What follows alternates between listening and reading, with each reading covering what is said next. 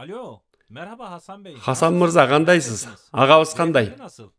Güvenli bir yerdeyiz. İşeniştүү jerdebиz. Baары жакшы. Görüşkөнчө. 15 Temmuz Бул 15-июль түнүнө тиешелүү өтө маанилүү жолугушуу болчу. Анкаранын башкы прокурору Харун Кодалак төңкөрүштөн 2 gün мурун эле Gülen жамаатын террор уюму деп жарыялаган документ даярдаган. Бирок ага киргизгенге далил табылбай койгон. delil bulunamamıştı. Bizim teknik olarak Биздин техникалык проблемабыз бар.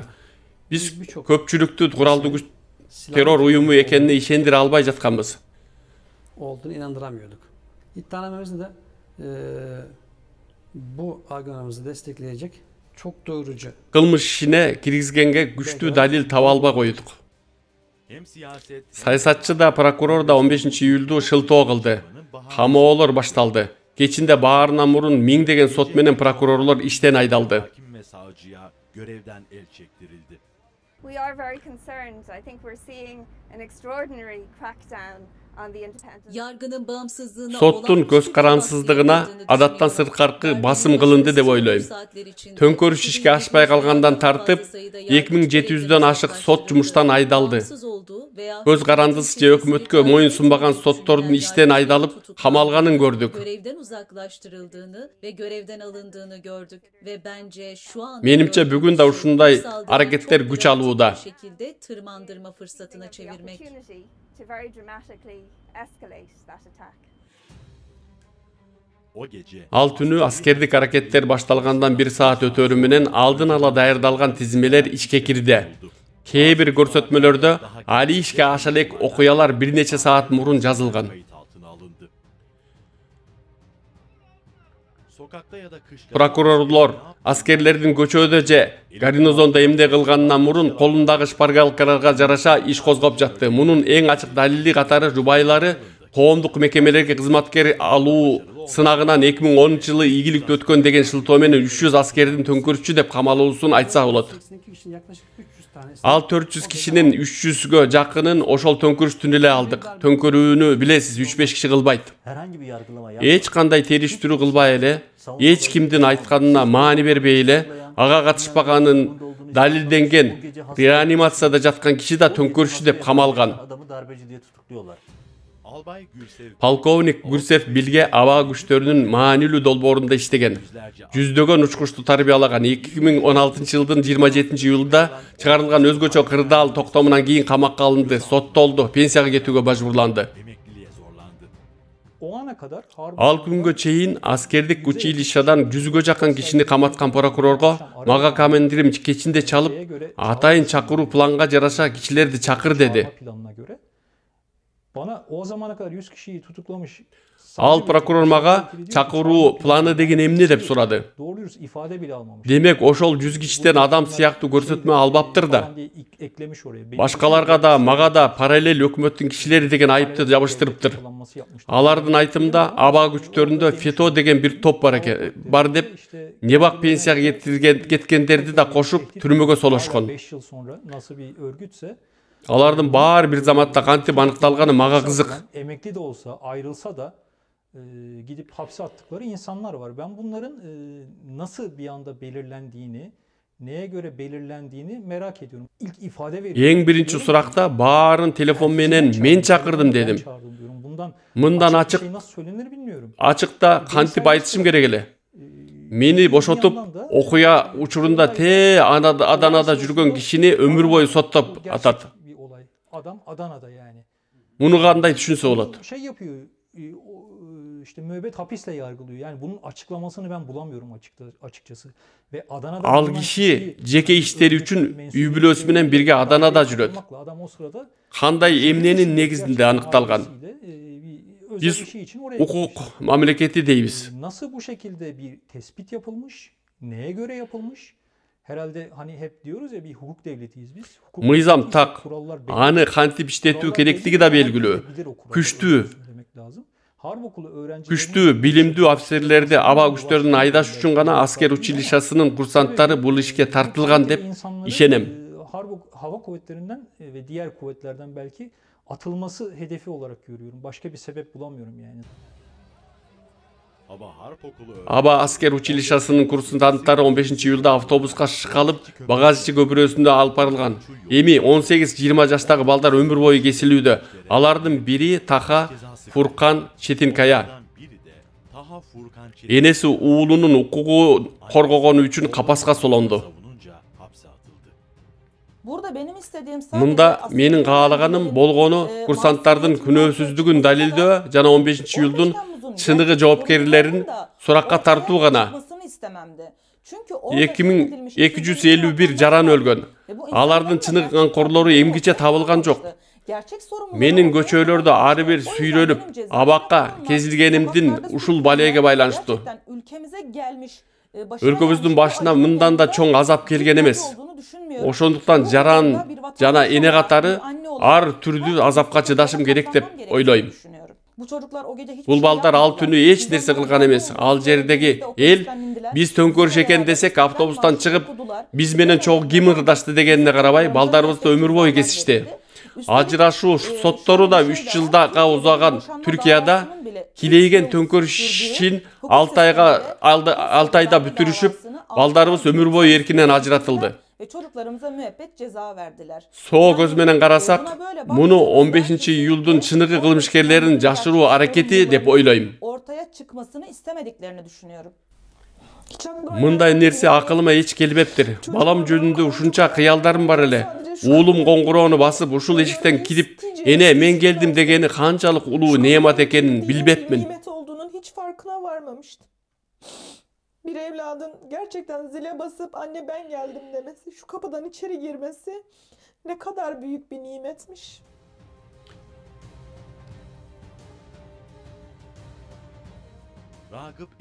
Ракып Энес Катыран, ал да курсант болчу. Стамбулдун Богаз көпүрөсүндө таңгамал кесүүчү жабдыктар менен өлтүрүлгөн курсанттардын бири. Түнү менен көпүрөдө камалып турду. Колундагы куралды таптакыр колдонгон эмес, таңга жук өлтүрүлдү. Кесүүчү жабдык менен 17 жеринен сайыкланган. Бул кылмышка катышкандар мыйзам өкүмүндөгү токтом менен коргоого алынды. Эң жөнөкөй бир нерсе сурайын. Эгер ал күнү бул кишилер төңкөрүшкө каршы чыгып, жакшы бир иш нерсе кылышса, ачык көрсөткүлө да баарына. Бул киши ушунун сонун кылды деп. Бирок антишкен жок. Мен мындан улам, булар туура иш кылган жок. Ката бир нерсе кылышты жана жашыруу аракети болуп атат деген бүтүм чыгарам. Эми бул кишилерди коргоп атышат. Бирлерди булар курсанттарды өлтүрсүн деп атайын жиберишкен, андан кийин коргоп атышат. Февзи Катыран Боğaziçi көпүрөсүндө бул окуялар болуп жатканда деңиз күчтөрүндө маанилүү милдет аткарып жаткан. Күч командиринин адъютанты болчу. Андан кийин ал да иштен айдалды. Февзи ал түнү көпүрөдө болгон 1-армиянын башчысы генерал Үмүт Дүндар менен Стамбулдун полис башчысы Мустафа Çalışkanга көңүл буруу керек дейт. Ал сырткы душман менен салгылашчу армияны башкарган киши жана Стамбул полис башчысы эмне үчүн жүзгө жетпеген курсантты теске албай койгон деген суроо берүүдө. Генералсың, бириң 1-армияны, экинчиң Стамбул гарнизонун башкарасың. Баары тек буйругуңа карап турат. Бирок антишкен жок. Достору менен бирге өлтүрүлүүсүнө жол берилген Ракып Энес Катырандын ысмы жээнине коюлган. Анын атасы таекесинин качуу өлүмүн түшүндүргөн куракка келишин күтүп атат. Биз таптазабыз. Күчүбүздү ошол тазалыктан алып жатабыз. Бири мени террорист деп атат. Бирок ал баткак мага жабышкан жок. Мен өзүмө жана бир тууганыма ушунчалык ишенем. Төңкөрүшчү деген баткак бизге жабышпайт. Бул тазалыкты, бул жакшылыкты, бул тууралыкты билем. Ошондуктан алардын жалаасына чыдай алгандай күчүм бар.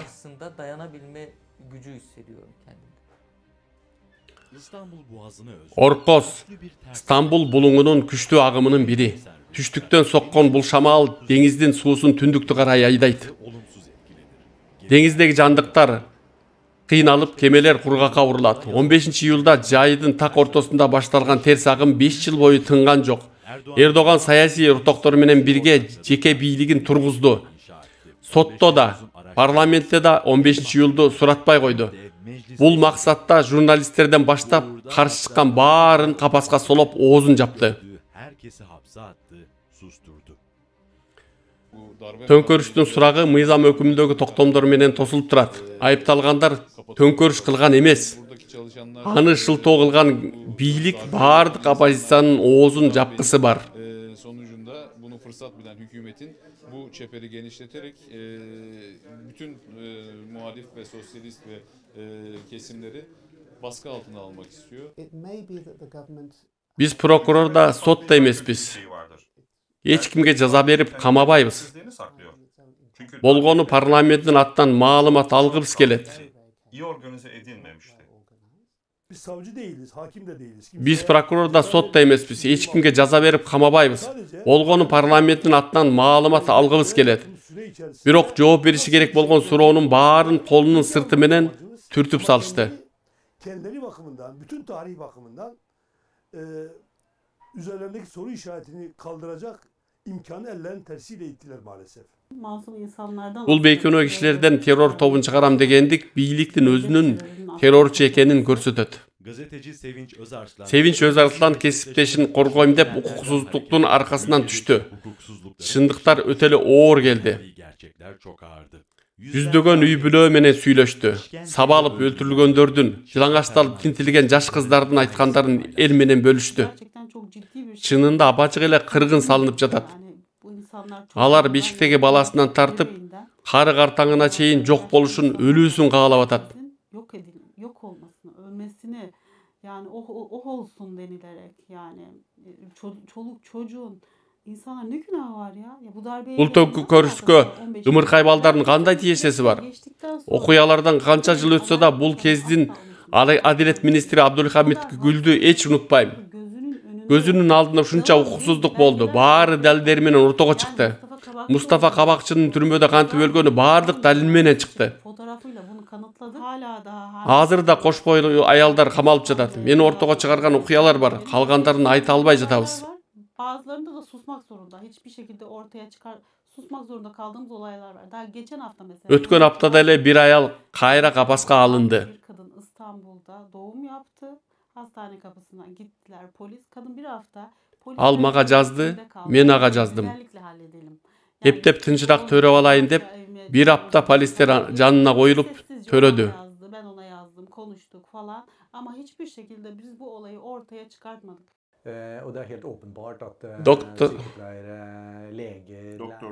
Doktorlar, mugallimler, medayimlar tönkörüşke eç tiyesiz jok ekeni aydan açık. Sırttan uğurdarıp gelgenler da күнөөсүз. Hizmet hareketinin yaşadıkları Yahudi soykırımı sırasında Жөөттөрдүн кыргынына окшоштурса болот. Ал кездеги немис бийлиги жарандарынын bir bölүгүн өлкөдөгү баардык проблеманын жооптусу катары караган. Gülençiler гана эмес, күрттөр, башка оппозиция, камалисттер да бийликтин жаргылчагына түштү.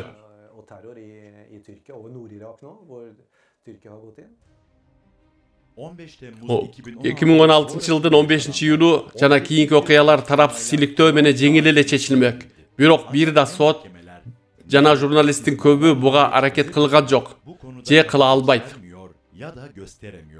15-iyulda Türkiye деген кемени кургакка отургузган терс агымдын кесепетин түздөө оңойго турбайт. Өтө караңгы bir bölмөнүн эшиги коомайлап, ичине жарык кирип аткандай. Анткени бул караңгыны жарытуу бул канкор режимдин кулоосунун негизги себеби.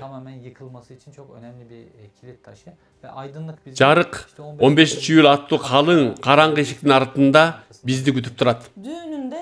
Балама учкуч ири бар униформасын кийдирүү максатым болчу. Эми аскерге тиешелүү баардык нерседен жийиткен сишти. Баламдын ушул эшиктен кирүүсүн көрүү менин жалгыз кыялым болуп калды.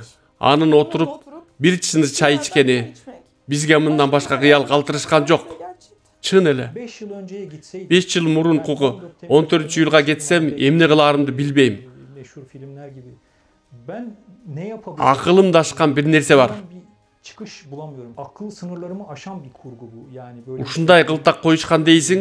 öyle bir şey yapılmış ki Мындай кылтактан suurulup чыгуу оор экенин билдим. çok zor olduğunu düşünüyorum. Türkiye bundan sonra ben yaşadım. Калган ömrümde Türkiye'de daha kança tönkörüş göröm dep kızıgam. Men ar bir tönkörüşte daima kuguntuktalıp ezilgen kişimin. Yemin edilmiş insan benim. Günün birinde 15. yılda uyuşturgan kişinin biri bir günü çıkıp oba al tünü son operatsiya жүрgüzdük. 250 kişi öldü. Bирок rejimdi almaştırdık. Sonun boldu dep aytarına börküңүздөй işenseňiz bolot. İntikam duygusu zararlı. Öç alуу sezimi баарынан мурун kişinin özüne ziyan bergen nerse. Ошондуктан жүрөктү al sezimden tazalaş gerek. Temizlemek gerekiyor. Onlara o zulüm Al zulumduktu toktotуп калууга күчүм жетпеген biçara ekenimdi sezem. Oşogo kapamın. Kelimeyle söyleyecek olursam Söz menen aytsam köküröktө oturgan gileygen bir muştumday kaygı var. göğsünüze oturan. Azıcık vicdan. Kişiler biraz uyatın, biraz akılın işletsin. Çalıştırması yapsın. Lütfen insanlar. Fırsatı tepen bir ülkedir. Türkiye ırıskısın tepken өлkө. Ve hep böyle olmuş. Çınında daima ушундай болгон. Аябай өкүнөm. Türkiye'den bir nerse sagынып atamбы? Eç köngülüm çapпай турат.